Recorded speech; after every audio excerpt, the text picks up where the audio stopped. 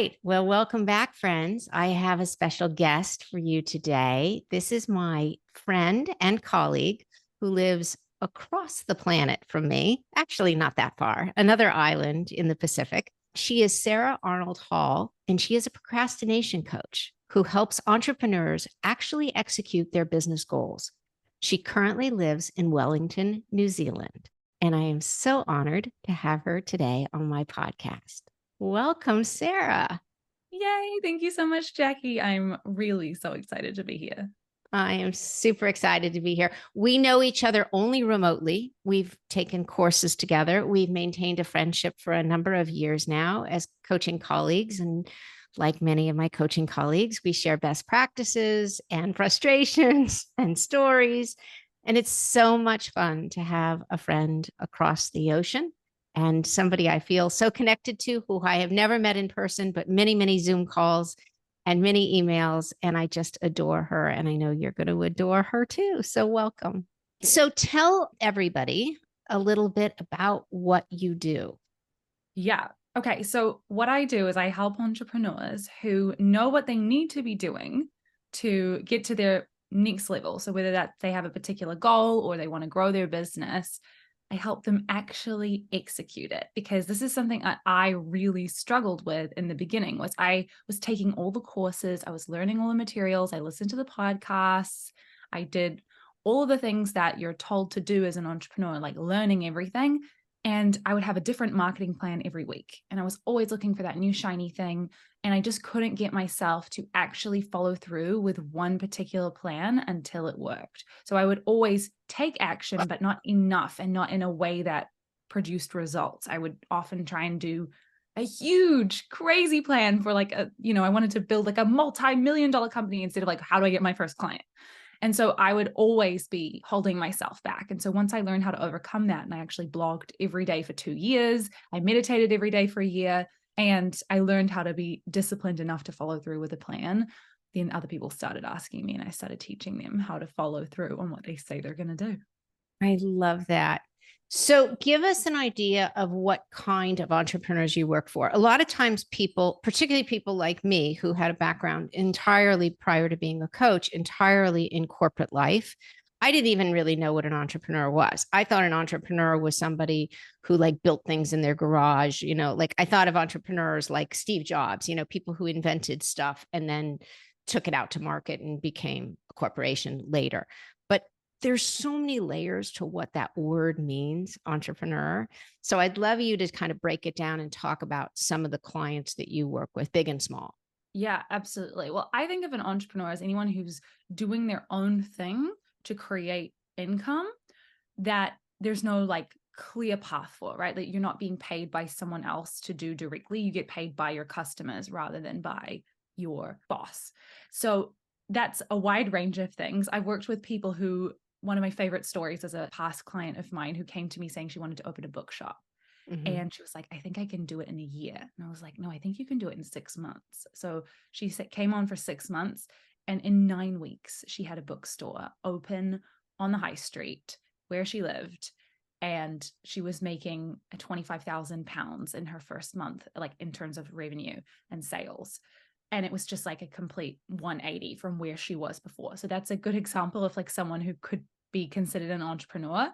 I also work with I have a client who's a lawyer, and she owns a huge law firm that she created herself. And so she is like trailblazing the next level of where her law firm wants to go.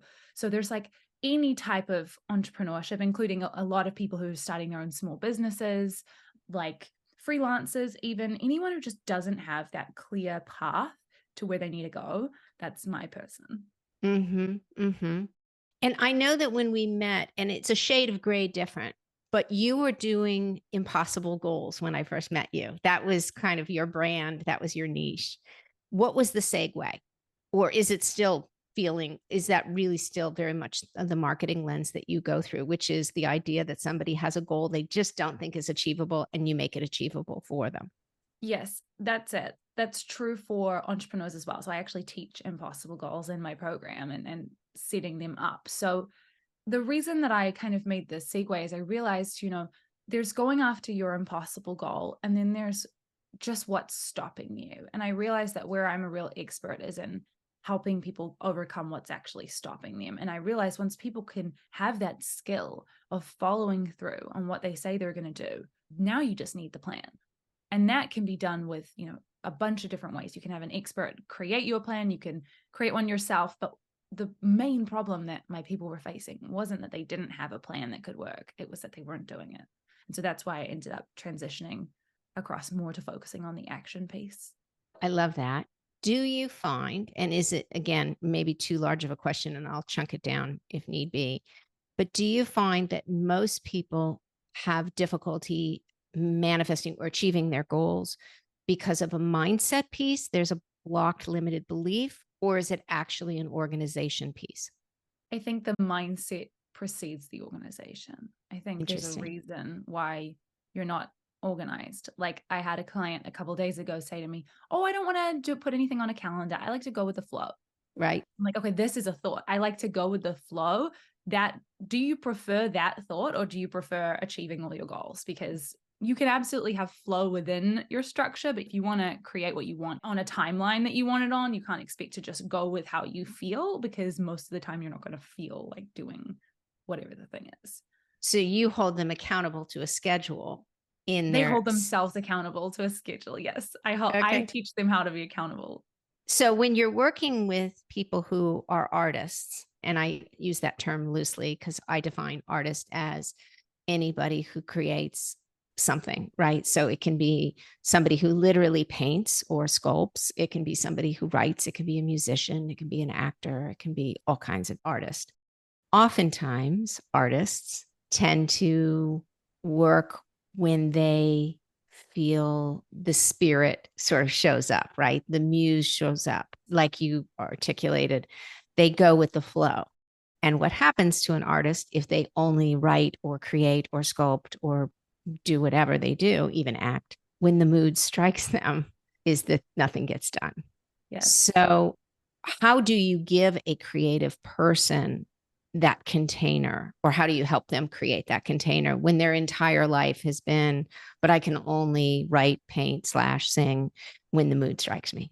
Yeah, that's such a good question. So I don't know if I'm going to get the quote exactly right, but Rick Rubin, he speaks in his book about creativity. He says that creativity is making decisions based on your taste.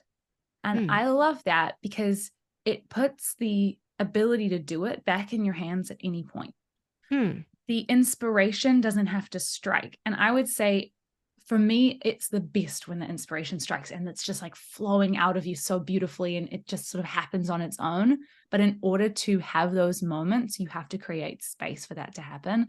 And I really like regularly scheduling time to get into that zone or the feeling, the vortex, some people Mm-hmm. call it, Mm-hmm. really matters. So Mm-hmm. I think the most important thing that I do any day is getting into the identity of who I want to be and really feeling and embodying that spark, that creativity. So every morning I ask myself the same 3 questions. I actually just did it in the journal that I have right here.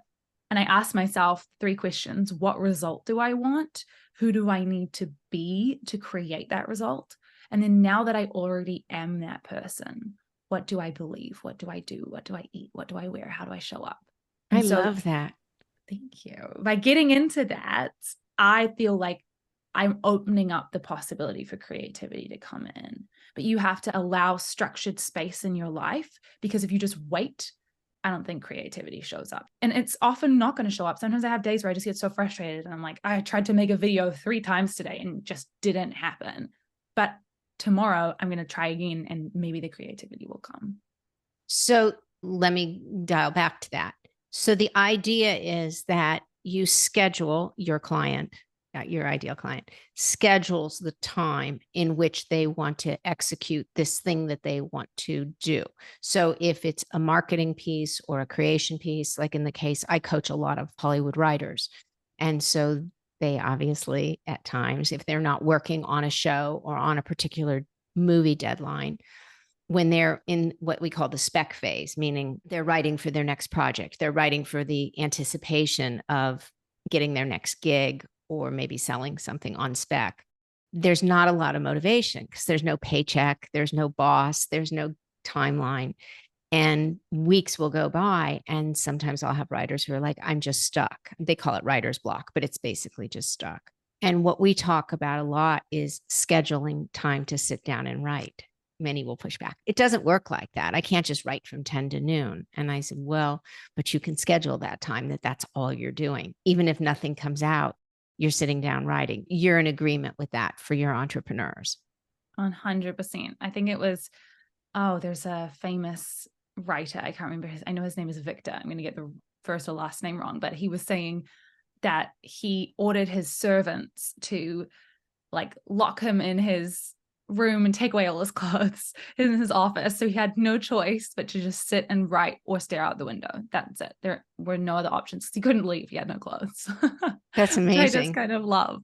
You have to create space for creativity. I think creativity is waiting all the time, but we don't give it the opportunity because you're busy doing the dishes or doing something else or watching TV. But if you sat down, you're like, all right, come now, creativity. Like it's not always going to come the way you want it to, but you can create a lot more of it if you deliberately give yourself the space. And how often do you find somebody comes back and says, well, I scheduled 2 hours every single day for my marketing plan, or I scheduled 2 hours to write my novel, or I scheduled 2 hours to write a song, and nothing happened? I've never heard anyone say it. And I don't think that's because creativity doesn't. I think people, if there's a challenge, it's that people then after the first day go, it didn't work the first day. I'm not even going to follow through the next, like, I'm not even going to sit down the next day. I think if you sit down and you follow through on that for 5 days in a row, something's going to come. Right. Yeah. Yeah. It would be rare. I mean, if it was, we would just coach on it and we would figure out, okay, how can we look for other ways to get inspired? I personally find that sometimes I just have had a lack of inspiration recently. And so I'll listen to somebody's podcast and I'll be like, that is such a great concept. Like, how would that apply to like something totally different? Like maybe it's about cooking or something. Like, how does that apply to my people? And then I get all this spark of inspiration. But I think there's questions, right? You have to keep asking yourself, like, how does this apply? Where could this be applicable to my thing? How could I make something out of this other thing that I think is amazing? So we're like cross-pollinating all the time, but you have to ask yourself the questions in order to have the inspiration arrive. I totally agree. And I love the idea of hunting for inspiration. Now, not to the point where you're in a rabbit hole and you're on YouTube videos and then your day is gone because all you've done is watch, funny clips and hamsters doing push-ups or whatever. I love the idea that when you're stuck creatively, to go out and read something or listen to something or watch something. And again, not mindless television, right? But like a classic movie or read a phenomenal book or listen to an inspiring podcast and glean something from that you take to whatever audience you're trying to create. I think that's just such good advice. Well, and I think you can just decide this podcast I'm about to listen to, this will be the one I'm going to get the inspiration. You just decide I'm going to give myself this one YouTube video or this one thing, and I have to take something from it. Because I think that's where the real creativity comes, when you actually do like create boundaries. This goes to something that I talk a lot about and something I was very guilty of for most of my life, but about multitasking versus focus. And I think there was a good decade, and I think we're still in it because of smartphones and all the things, right? Where people believe multitasking is the answer to time management. And I can see you shaking your head, and I feel the same way. And I think it's the kryptonite to time management. I think we think by multitasking, we're meeting all of our masters. And I think what ultimately happens is it kills creativity and it kills focus. I think there's like a very specific type of multitasking you can do that is where your brain, I don't know the actual brain science behind it, but it's doing two different things. So for example, I know that I can listen to music and put on the washing at the same time. I can listen to a podcast and go for a walk. No problem. Yes. Because they're like completely different skills. And one of them is being done, either on autopilot or one part of your brain. I always could listen to music while I was doing art at school, but I couldn't while I was doing English, because it's like using the same bit of my brain and it's like switching too fast back between them. Whereas for some reason I can kind of do both. Yes, So when I it's agree with not. that. Well, I talk a lot about that, like when I'm writing my blog posts or I'm creating a podcast, I listen to classical music because that actually calms my brain down so that I can then focus on the task at hand. But I wouldn't be able to listen to pop music because there's lyrics and there's like a beat and like it would, to your point, can't listen to music and learn English or study English. Mhm. That doesn't work for my brain, but classical music does. In fact, it helps me kind of get in the zone when I need to focus. So that's sort of my trick. But I don't consider that multitasking. I consider that actually inspirational. Mhm. So a Yeah, little bit exactly. different. Yeah. And obviously we can, drive a car and listen to the radio, right? That's multitasking to some degree. But to your point, one is a little bit autopilot and using a different part of the brain and the other. But you wouldn't want to learn to drive with the music blaring. Absolutely not. It's like sometimes if you've ever been in it with a driver who's like this is just a really stressful park. Can we turn off the music, please? Yeah. Or Yeah. like, because it's like the brain just doesn't want to do them both. Well, even now in the very sophisticated automobiles where everything is automated, right? There's sensors like if you're merging and somebody's coming or it's got blind spot, it's got all these beeps, right? There's even a sensor now where when you put your car in reverse, it actually automatically turns down your radio. Wow. Uh-huh. Now, it doesn't turn it off, but it turns it down. And the implication being that it takes more focus to look at whether it's a rear camera or you're just looking in your rearview mirror than it does going forward. And then it knows that you need to turn down the sound so you can hear the sounds behind you. It's just interesting what the brain can do. And I've known people, there was a writer I knew who managed 3 huge series, just 26 episodes a season. He was the executive producer of all 3. So he was always going back and forth between shows, post-production, writing, all the things. And he had 5 kids and was able to sit in the kitchen and write or rewrite a script while all 5 kids were like running around. And I was like, how does he do that? He has just laser focus when it comes to writing and he likes being around the family. So it kind of kills 2 birds with 1 stone. He gets to be present. I mean, he's not playing with them, he's writing, but they get to like have their lives and not have to like tiptoe around. And he just goes to work. And I don't think I could do that. I think if I were writing and rewriting 26 episodes of a show, I would need, to be like locked in a cave in silence. But that worked for him. So everybody's brain is different.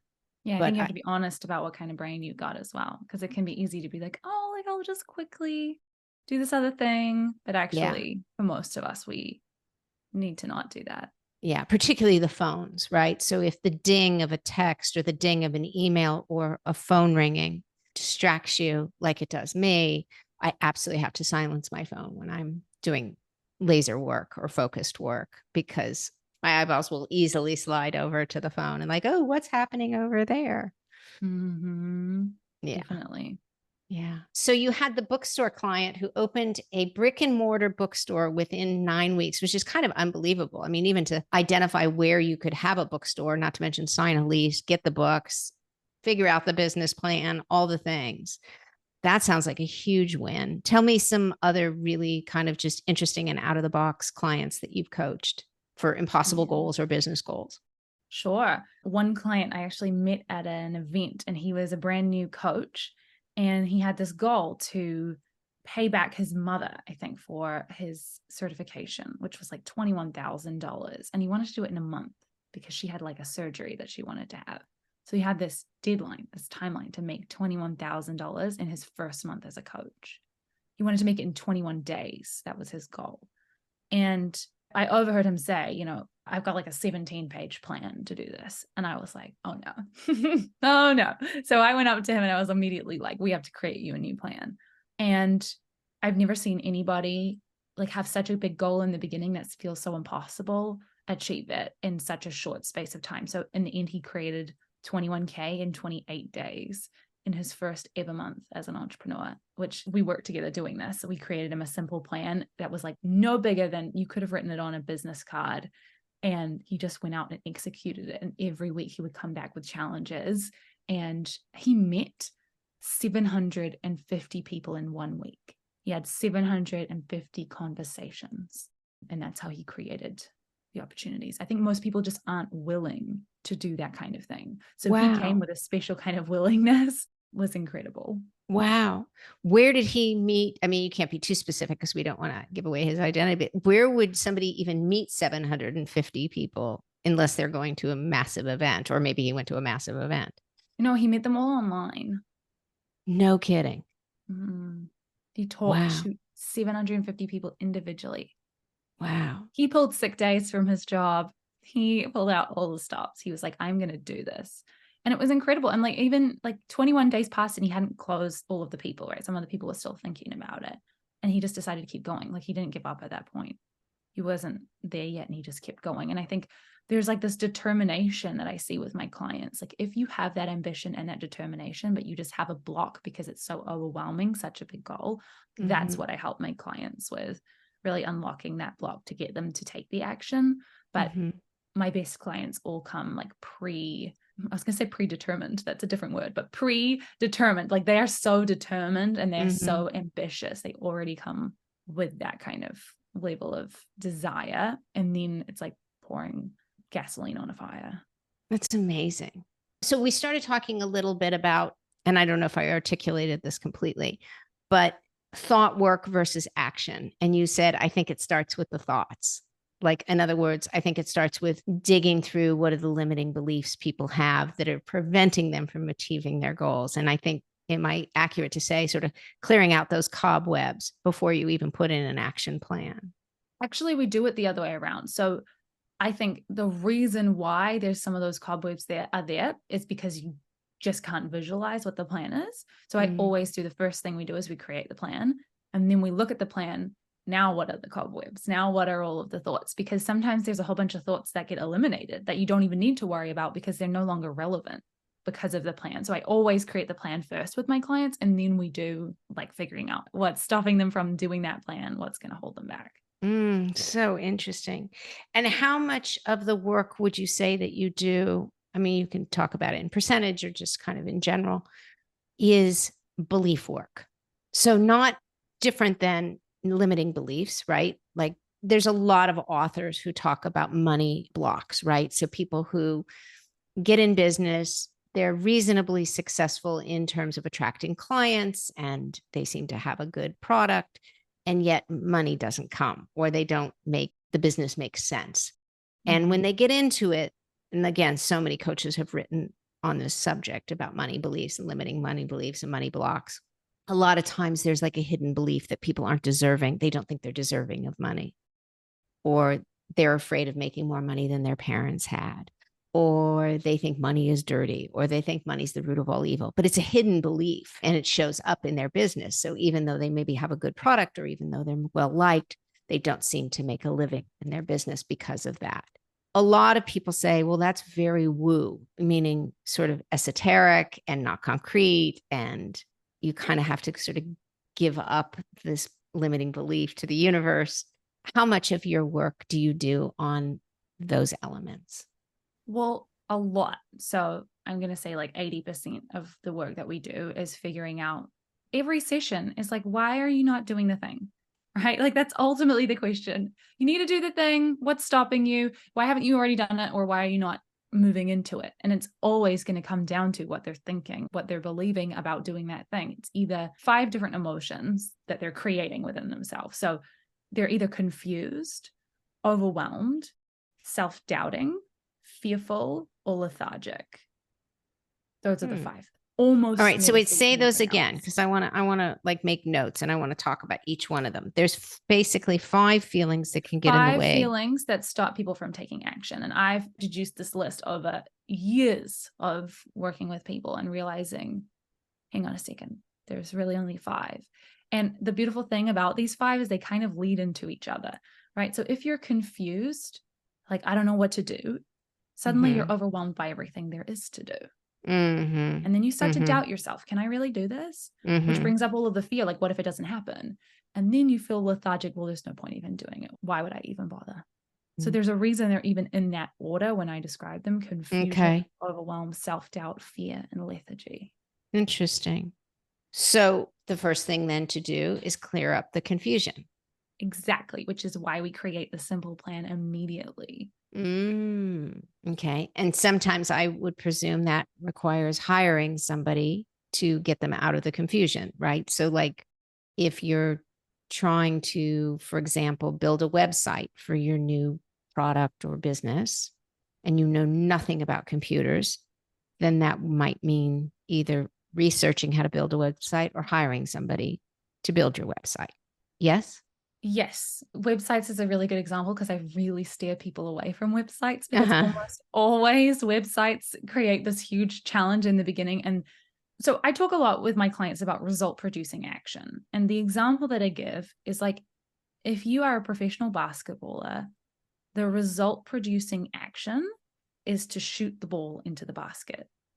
None of the other actions that you do, whether it's running up and down the court, pumping weights in the gym, defending even, none of those things get you the result, because without shooting the ball into the basket, you don't have the result. And so we're trying to focus as much as our energy as possible on the result producing action. And the way you can figure out what your result producing action is to figure out what is the action that comes directly before the result that I want. So if you're wanting to create a customer, usually the result producing action is to ask somebody to buy from you. And so that's where your focus should be.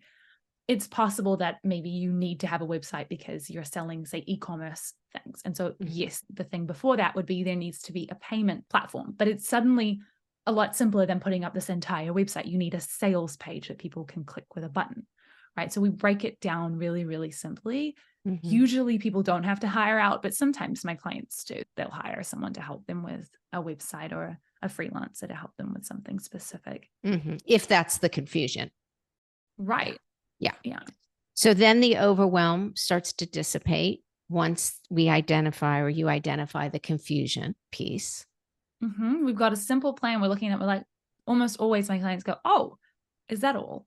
Like, I thought this was going to be really tricky. But once we've just really eliminated all the fluff and we're just looking at what are the result producing actions, there's very few things. Almost always my clients have less than 5 things that they actually need to do. And so that removes the overwhelm. Then when the overwhelm is gone, then the self-doubt starts to dissipate. Yes. And if it hasn't, then we've got some clear ideas of like, where is the self-doubt in these steps? We've got 5 things here that you need to do. Like, where's the self-doubt showing up? And we can very clearly start to work on it, because we're not just working on, I'm not just doing like a whole session with a client on feeling worthy. Like, we're looking at the specific thing that's stopping them, because I really think most people are always going to have a level of confusion, overwhelm, self-doubt, fear, and lethargy throughout everything they do. So we're not trying to solve self-worth forever. We're trying to solve it for this one action that you need to do to overcome that, so you can learn how to let go of the fear of what people will think. Like in that moment, you can do it again next time. Less than, trying to make someone feel, we're not going to heal all of their childhood wounds in one coaching session. Right. And then the lethargy dissipates once the fear is gone, or that's what your observation has been. It can. The lethargy is probably the sneakiest one, because after you've gotten rid of all of the other things that feel like legitimate excuses, like, well, I don't know what to do and I don't have enough time and, who am I to do this and all of these things, suddenly you're left with, I just really don't feel like doing it. Like, that's honestly, I just don't want to get up and do it. And so that one I think is actually the most challenging of the 5, because you really have to dig deep and get yourself to do stuff that you just honestly just don't feel like doing. You'd rather be doing something else, or it's just such a challenge. And do you see people giving up on their goals when they let the lethargy win? Yes, that's the one that affects people the most. So I'd love to, and tell me if it's a natural segue for your people, because it certainly is for mine, which is, because I deal with so many creative people, a lot of perfectionism in my clientele. And perfectionism, which can be lovely in small doses, because it can make you work and strive for being the best at something, or being really, really skilled in some way. And that's really important to stand out in a creative field.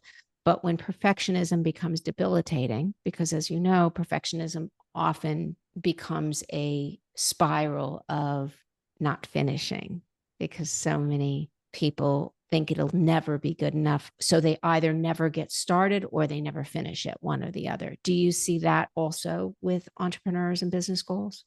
Yes. And I would say the distinction that I make is that perfectionism is the action that comes from one of those five things. Mm, So if you're self-doubting, often that creates the act of you being a perfectionist with your work. But I think perfectionism itself is not like an emotion that you're having. The emotion is the self-doubt or the fear mm, that's creating, or the confusion that creates the perfectionism. mm, mm. And so how do you coach out of that piece of this, what would be masquerading as perfectionism, but looking like self-doubt? Mm-hmm. Well, my favorite thing to look at is, especially with entrepreneurs, we're always doing this for someone else. There's always someone else involved. There's a customer or someone you're serving. And I'm always telling my clients, like, the analogy I imagine is like, imagine that there's like a battlefield of people, and there's all of these people who have just been injured, and you are a hospital. And you have to go out and tell people that you exist as a hospital. Some of those people are going to be like, a hospital? Oh my gosh, amazing. Take me there right now. Other people are going to be like, I don't know if a hospital is really going to work for me right now. Like, I'm bleeding, I've got my legs completely broken. Like, it's never going to work. And with those people, sometimes you can talk to them more and help them, convince them to come, and sometimes you can't. But there's a battlefield of people who don't know that you exist. And when it comes down to worrying about, having it look perfect or do something perfectly, you can spend time making the hospital walls, paint them a different color, you can make it all lovely, and you can try and get the best doctors in the world. But ultimately, if you're not going out and And connecting telling with people people you who need it, exist. Yeah. like, they are lying on the battlefield dying. It's a dramatic analogy in my head. Like, they're really struggling. They're in so much pain, and you're not telling them, hey, I exist, I'm here to help you with the problem. So I think that the imposter syndrome, or the self-doubt that often sparks perfectionism, comes from focusing on ourselves. And the moment that you take the focus off you and you put it onto someone else, if you saw someone who was hurting, you're not going to think, let me just quickly get like another qualification. You're just going to run over and help. And you might not be the most qualified person to help, but you're the first person on the scene. You're going to help until someone else can. Mm-hmm. That's So a you've got great to take the analogy. focus off you and start putting it on other people. And imposter syndrome, self-doubt, it just very quickly disappears when you realize that it's not about you and it is about helping. Mm-hmm. I love that. How did you come to this line of work? How did you come to coaching? That's such a good question. I studied psychology Mm-hmm. and philosophy at university. Looking back, I can see how much more philosophy has actually influenced my ability as a coach, not psychology. People assume psychology would be, but in psychology, on the first day, we were told, your opinions don't matter. We don't care. Literally, they said this, like, we've done the research. We don't want to hear what you have to think. And in philosophy, they're always interested Mm-hmm. in how you can sculpt a new argument. And I think Mm-hmm. coaching is essentially arguing against your brain's beliefs. You're looking at, where's the false premise here? And that's what we're doing Mm-hmm. all the time in philosophy. Like, no, that doesn't make sense. You can't come to that conclusion because it's built on some false beliefs. And Mm-hmm. so that really helped me build that skill. But I thought I would be a psychologist. And Mm-hmm. then I really wanted to work with people on flourishing and on really going where they wanted to go. And I found that the psychology was going to be really heavy, although I really admire psychologists for doing the work. Really, I created the dream job that I have. Like, I wanted to do exactly what I'm doing now. And so I Mm-hmm. knew I couldn't do that in the current system that we have. Mm-hmm. 100%. Yeah. I share that. And I love that. I love that explanation. And it's true. Philosophy is, to be sort of redundant in the term, but is based on the Socratic method, right? The arguing of the point and challenging the basis of the belief.